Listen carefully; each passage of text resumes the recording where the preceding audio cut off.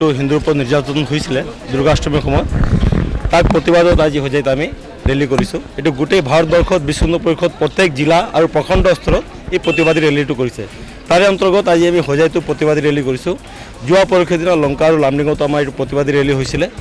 তো আমাৰ একেটাই আজি এইটো বিশ্ব হিন্দু পৰিষদ আৰু বজৰংগৰ নেতৃত্ব আজি এই প্ৰতিবাদ এইটো আমাৰ দেশবন্ধু গাৰ্লছ স্কুলৰ পৰা লৈ আপোনাৰ এই হোজাই থানালৈকে ইয়াত আমি DC ছাৰৰ থ্ৰু দি এটা মেমৰেণ্ডাম মহামহিম ৰাষ্ট্ৰপতি মহোদয়ক এটা মেমৰেণ্ডাম দিয়া হৈছে। আমাৰ CO ছাৰ আহি এইটো ৰিচিভ কৰিছে।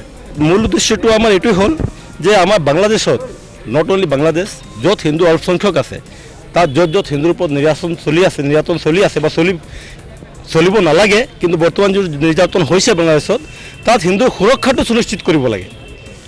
তাত হিন্দু সুৰক্ষা সুনিশ্চিত কৰিব লাগে। সিহঁতৰ আমাৰ মা ভনী সিহঁত চবৰ ওপৰত অত্যাচাৰ চলিছে।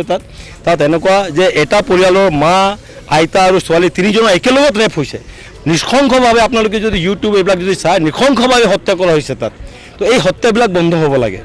हिंदू कोनो माने हिंदी को ना भेड़ बकरी नहीं कि उसको गाजर मूली की तरह काटा जाए। 100 करोड़ हिंदू है हिंदुस्तान में।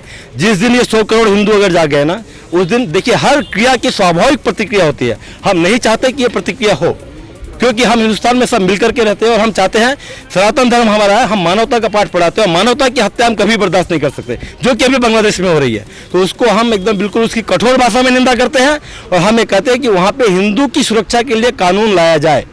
हिंदू सुरक्षा के लिए बांग्लादेश सरकार हो या भारतवर्ष के बाहर जितनी भी सरकारें हैं जहां हिंदू अल्पसंख्यक है वहां पर हिंदू सुरक्षा का एक कानून लाया जाए और वहां पे जितनी हत्याएं हुई है, जिस तरह से वहां मतलब अत्याचार हुआ, वो सब दोषियों को अति शीघ्र ही अरेस्ट करके उनको जो है कड़ी से कड़ी उनको सजा मिलनी चाहिए। एक मिसाल होनी चाहिए कि ऐसा दोबारा कोई करने के पहले उनकी रूह कांप उठे कि ऐसा हम कभी ना करें, कभी ना दोहरा पाए।